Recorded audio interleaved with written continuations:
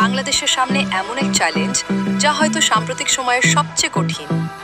Australia শুধু দল ঘোষণা করেনি, ফিরিয়ে এনেছে তাদের সবচেয়ে ভয়ঙ্কর 3 তারকাকে। কিন্তু এখানেই শেষ নয়। একটি তথ্য আছে যেটা জানার পর অনেকেই বলছেন বাংলাদেশের জয়ের সম্ভাবনা এখনো পুরোপুরি শেষ হয়ে যায়নি।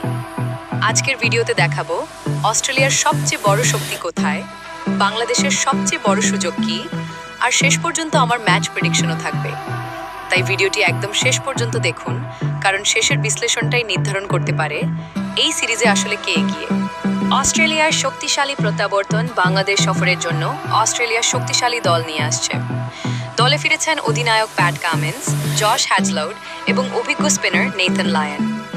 এই 3 জন থাকলে অস্ট্রেলিয়ার বোলিং আক্রমণ বিশ্বের অন্যতম সেরা হয়ে ওঠে।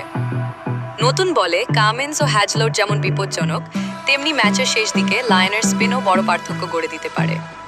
বাংলাদেশের সুযোগ কোথায়? কঠিন প্রতিপক্ষ হলেও বাংলাদেশকে হালকাভাবে নেওয়ার সুযোগ নেই। নিজেদের কন্ডিশনে বাংলাদেশ অতীতে বড় বড় দলকে হারিয়েছে। যদি উইকেট স্পিন সহায়ক হয় এবং ব্যাটাররা ধৈর্য ধরে খেলতে পারে, তাহলে ম্যাচে দারুণ লড়াই হতে পারে। ম্যাচের সবচেয়ে বড় 3 লড়াই। প্রথম লড়াই বাংলাদেশের ওপেনারদের বিপক্ষে কামিন্স ও হ্যাজলাউড। দ্বিতীয় লড়াই বাংলাদেশের স্পিনারদের বিপক্ষে অস্ট্রেলিয়ার মিডল অর্ডার। তৃতীয় লড়াই চাপের মুহূর্তে কোন দল কম ভুল করবে। অনেক সময় এই ছোট ছোট মুহূর্তই পুরো ম্যাচের ফল বদলে দেয়। আমার বিশ্লেষণ কাগজে কলমে অস্ট্রেলিয়া এগিয়ে, কিন্তু ক্রিকেটে শুধু শক্তিশালী দল হলেই জয় নিশ্চিত হয় না। বাংলাদেশ যদি ভালো শুরু করে, ফিল্ডিংয়ে ভুল না করে এবং নিজেদের পরিকল্পনা ঠিকভাবে বাস্তবায়ন করতে পারে, তাহলে এই সিরিজে বড় চমক দেখানো সম্ভব।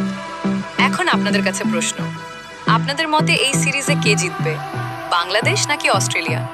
কমেন্টে অবশ্যই আপনার মতামত জানান। ভিডিওটি ভালো লাগলে একটি লাইক দিন, বন্ধুদের সঙ্গে শেয়ার করুন এবং প্রতিদিনের নতুন স্পোর্টস আপডেট পেতে আমাদের চ্যানেলটি সাবস্ক্রাইব করুন।